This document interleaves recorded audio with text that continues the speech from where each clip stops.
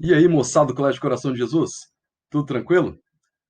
Mais uma vez com vocês, e hoje nós vamos falar da reprodução das gimnospermas e das angiospermas. Na aula passada, nós falamos sobre a reprodução das briófitas e das pteridófitas. Só lembrando que as briófitas é o único grupo que a fase gametofítica, ou seja, aquela fase produtora de gametas, é a fase dominante. E a esporófita, a esporofítica, ela é temporária. A partir das pteridófitas, das samambaias, nós temos a questão da fase dominante esporofítica, ou seja, é o contrário das briófitas. Então, a fase dominante dipteridófita, gimnosperma e angiosperma é a fase esporofítica. Quando nós pensamos na questão evolutiva das plantas, nós estamos caminhando para um aprimoramento de estruturas reprodutivas. Começa com briófita, passa por pteridófita.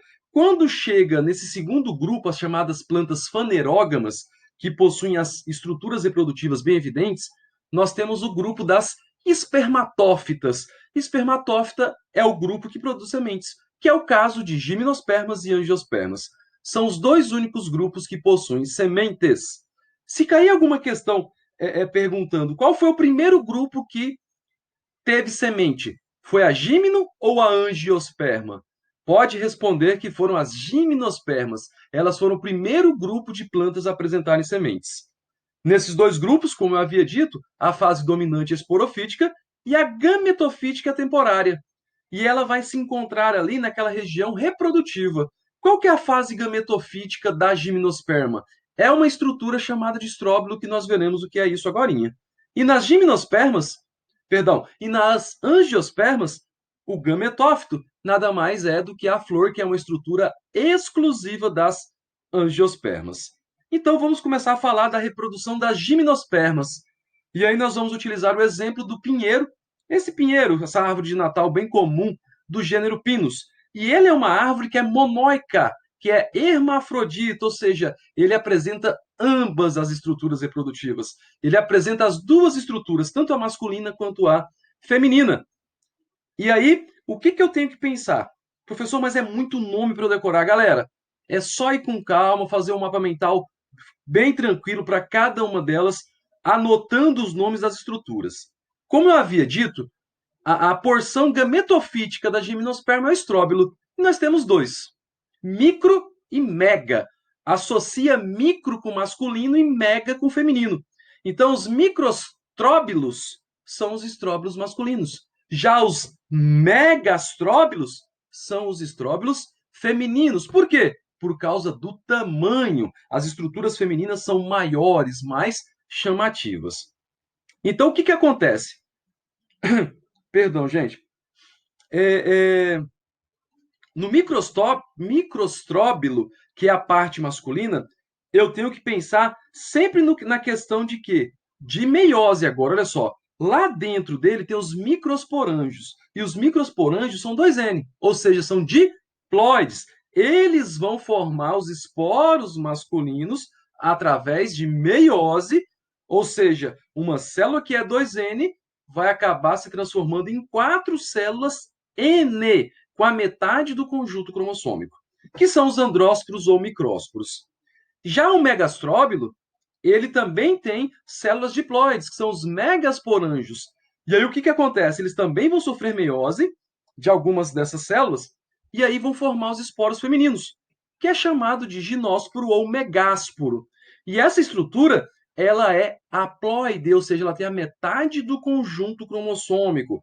Nós iremos falar de mitose e meiose em outras aulas. Nós vamos relembrar bem essa questão de mitose e meiose. Mas se eu tenho uma célula que é 2N e ela produz células N, eu tenho o processo de meiose.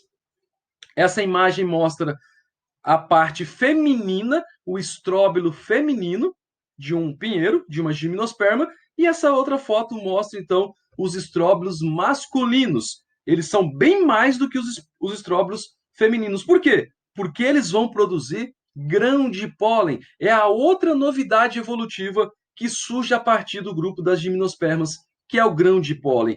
E essa questão do grão de pólen, ela acaba de vez com a necessidade de água para a reprodução. Porque lá em briófita e em pteridófita, por causa dos anterosóides, os gametas flagelados, elas precisavam de água para o gameta masculino chegar lá no gameta feminino. A partir de agora, não. A partir de gimnospermas, nós temos o grão de pólen, então não depende mais da água. E aí, no interior dos microsporângios, eu vou ter células diploides, chamadas de microsporócitos, e aí cada uma dessas células vai sofrer meiose, originando 4 micrósporos haploides. Olha só que interessante isso. Eu estou passando por um processo de formação de estruturas reprodutivas. Eu estou caminhando para a reprodução.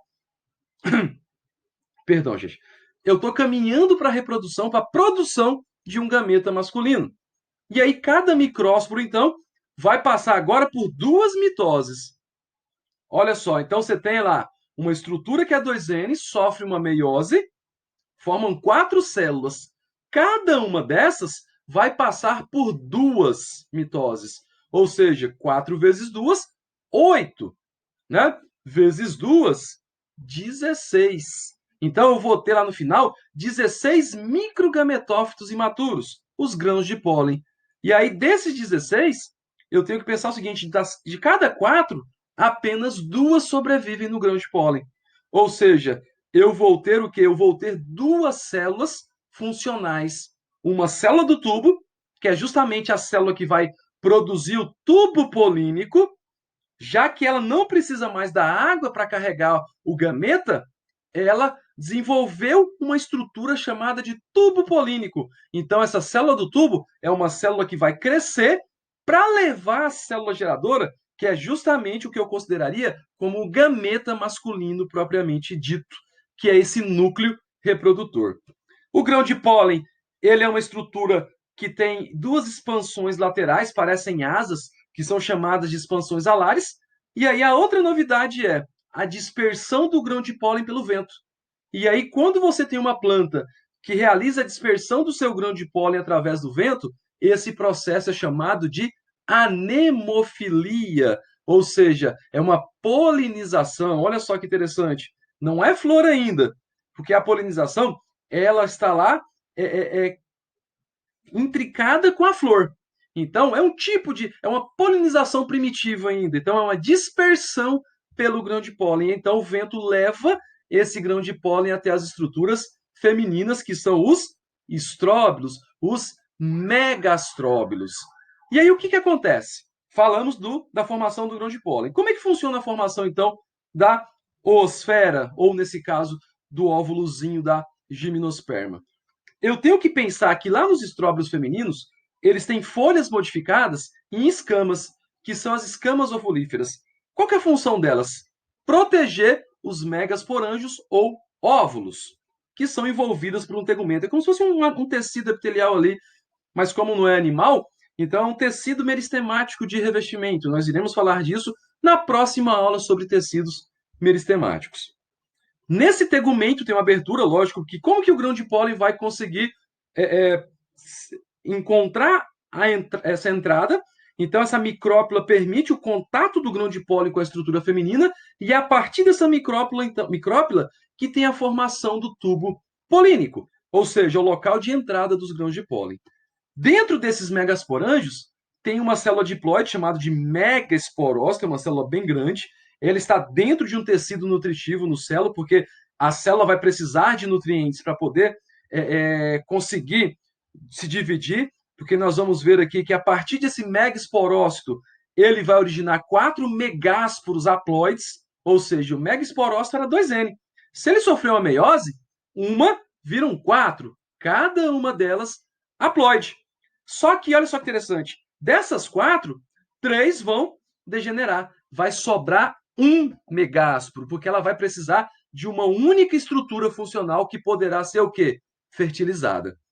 Então, e aí o que acontece? Esse megásporo funcional, ele vai sofrer mitoses, várias, 1, 2, 3, 4, até formar uma massa plurinucleada com mais ou menos 2.000 núcleos, que corresponde então ao gametófito feminino ou megagametófito. Lembrando que todas essas estruturas depois são todas haploides, ou seja, apresentam metade do conjunto cromossômico.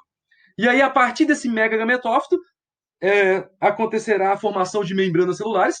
Essas membranas vão formar 2 ou mais arquegônios, aquela estrutura em forma de garrafa, e aí dentro dos arquegônios, cada um deles tem um único gameta feminino, que é a oosfera. E aí, quando o grão de pólen cai na micrópila, você vai ter a formação do tubo polínico, e o tubo polínico, então, vai levar 2 gametas masculinos lá para dentro desse arquegônio. E olha que interessante, essas 2 células espermáticas, elas chegam na oosfera, uma delas fecunda a oosfera. N mais N, 2N. Então, o embrião que está ali dentro da semente, né, ele é 2N, ele é diploide. Só que o tecido nutritivo que está ao redor da semente, que vai alimentar esse embrião durante o processo de germinação, ele é haploide. Nós vamos ver lá que nas angiospermas que é diferente isso. Grava isso.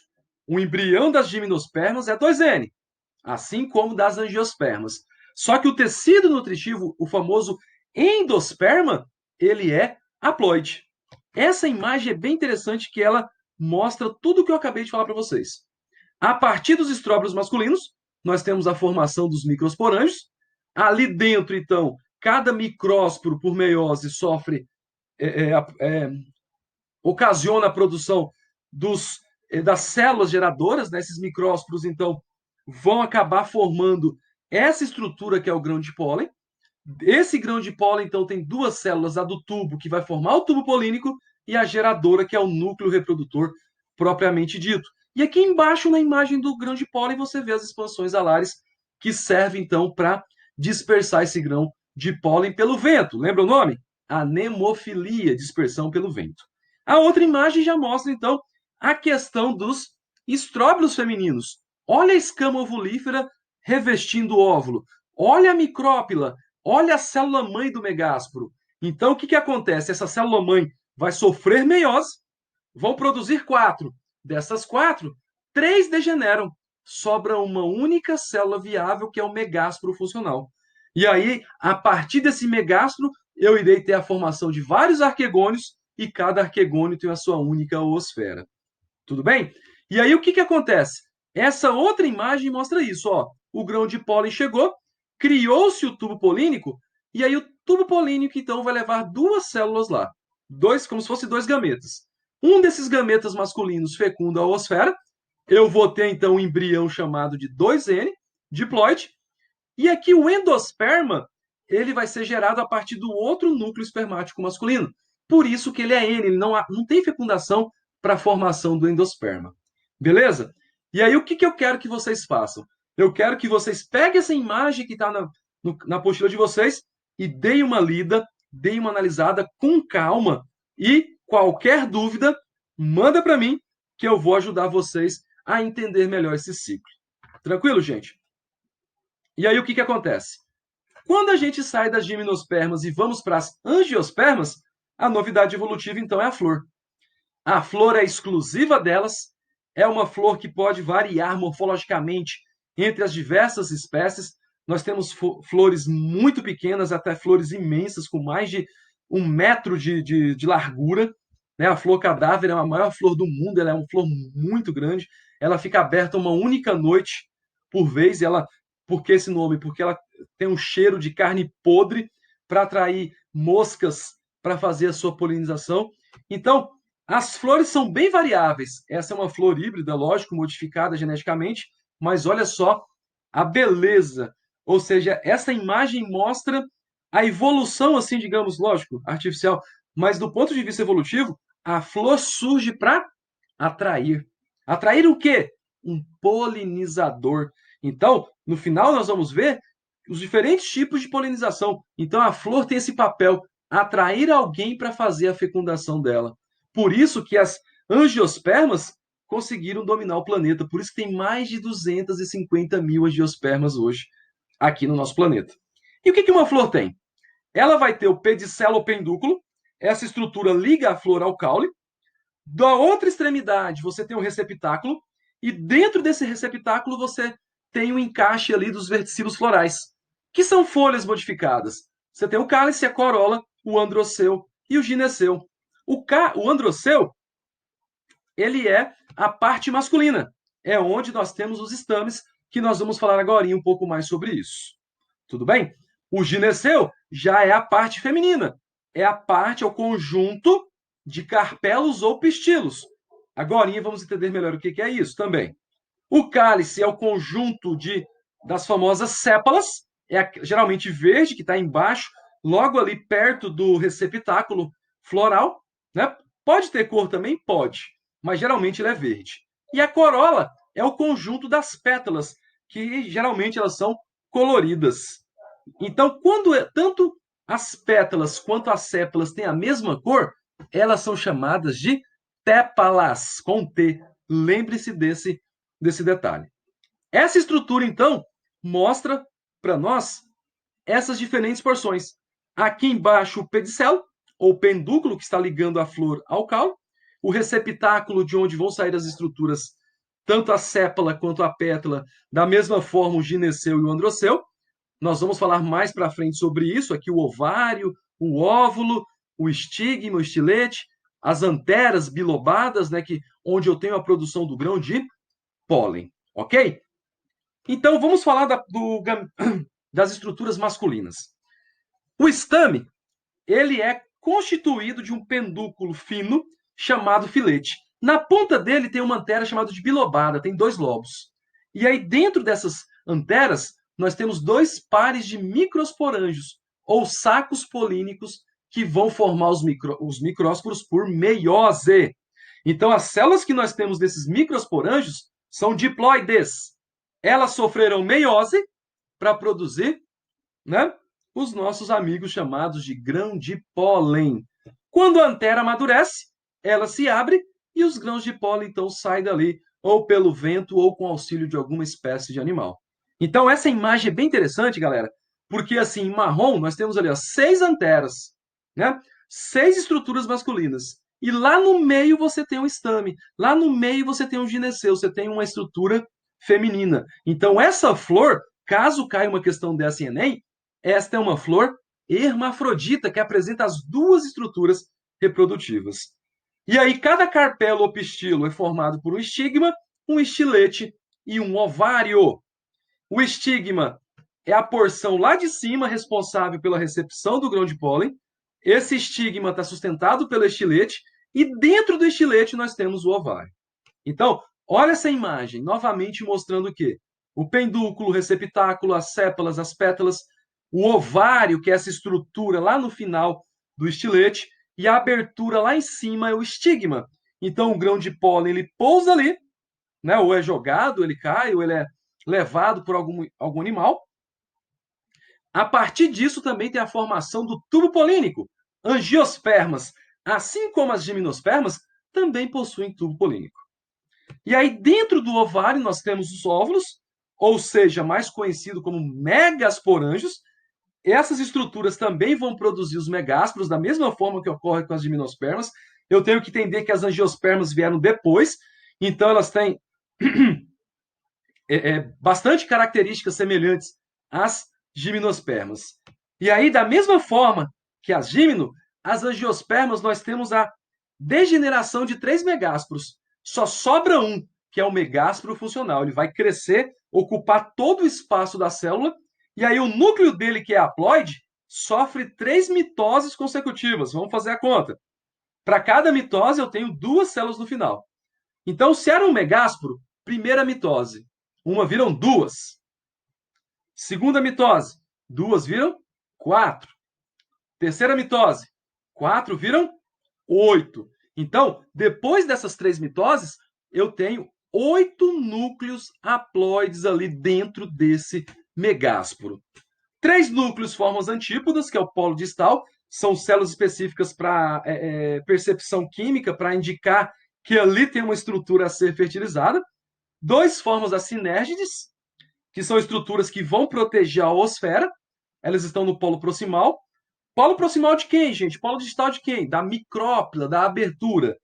2 desses núcleos vão formar os núcleos polares, eles ficam centralizados. Nós vamos entender o papel dele agora. E um deles vai formar a osfera. Se você somar aí, você vai ver que dará o número de 8 núcleos. mas o principal aí é a oosfera, que seria então o gameta masculino, feminino, desculpa, propriamente dito. Essa imagem é bem interessante que mostra isso.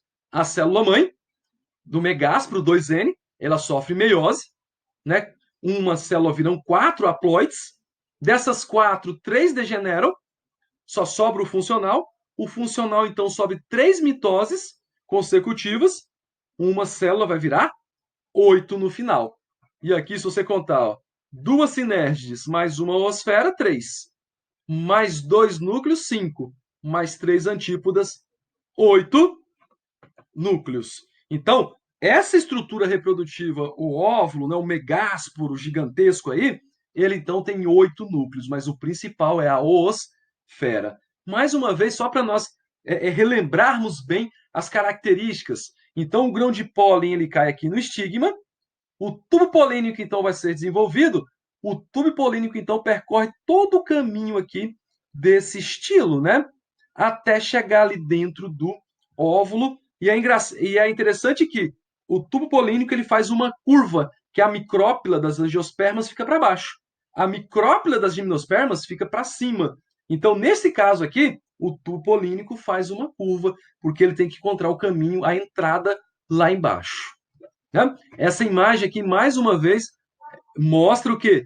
Todas essas estruturas. O que eu tenho aqui de uma flor, estigma, né, os estames, aqui a produção dos grãos de pólen, olha só a antera bilobada, todas essas estruturas. O que eu quero que vocês façam com essas imagens? Eu quero que vocês analisem bem, eu quero que vocês entendam cada uma delas, eu quero que vocês percebam quem que é a estrutura, qual que é a estrutura masculina e qual que é a estrutura feminina.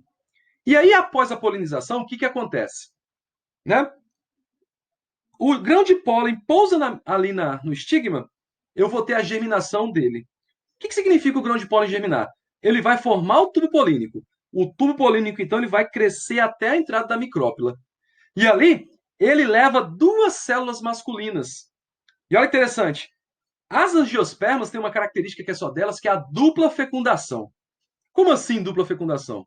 Uma dessas células masculinas vai se juntar com a oosfera. N mais N, 2N. Então, a oosfera, ela é 2N, ela é diploide.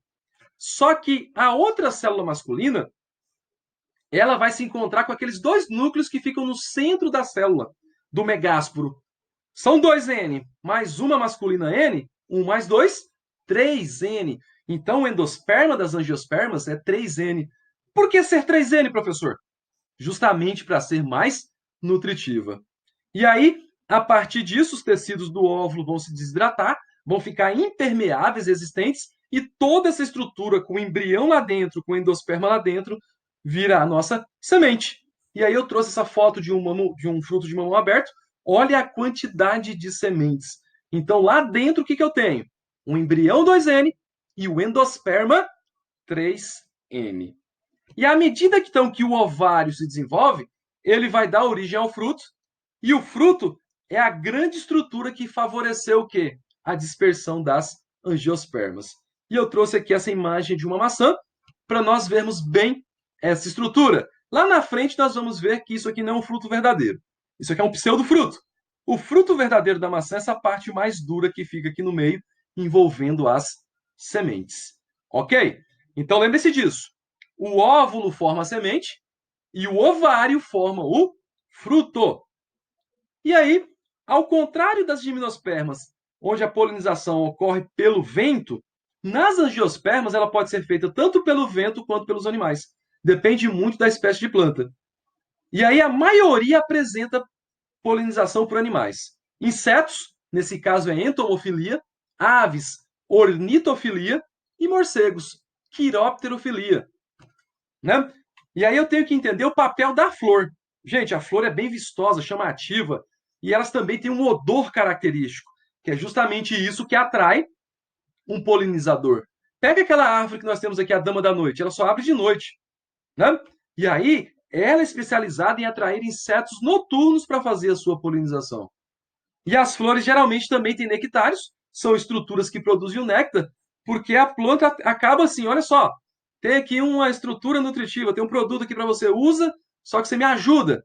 Então, esse néctar é muito usado de alimento para insetos, por pássaros e por morcegos. E da mesma forma que lá nas gimnospermas, eu quero que vocês peguem essa imagem que também tem na apostila de vocês, das angiospermas, e leiam item por item, acompanhem, entendam as estruturas que estão sendo evidenciadas.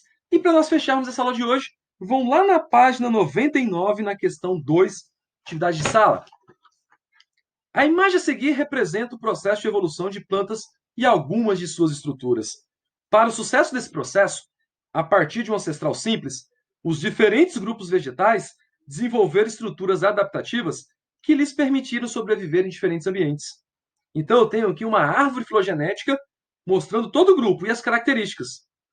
E ele pergunta para mim, qual das estruturas adaptativas apresentadas contribuiu para uma maior diversidade genética? O que permitiu que eu aumentasse a diversidade de espécies? Letra A. As sementes aladas que favoreceram a dispersão aérea. Não. Gente, uma semente alada, uma estrutura alada, serve para dispersar a semente ali no território. Então, não foi para isso. B. Os arquegônios que protegem o embrião. Não, proteção. Não tem nada a ver com aumento da variabilidade. C. Os grãos de pólen que garantem a polinização cruzada.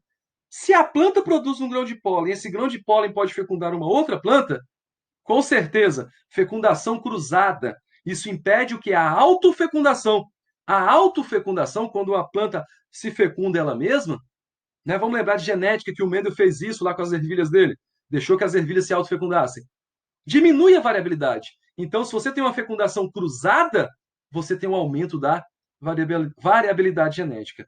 Galera, faça os exercícios da apostila e, por favor, tirem dúvidas. Vamos participar bastante dessas aulas, ok? Abraços e até a próxima aula, onde falaremos de tecidos meristemáticos, os tecidos embrionários das plantas. Abraços.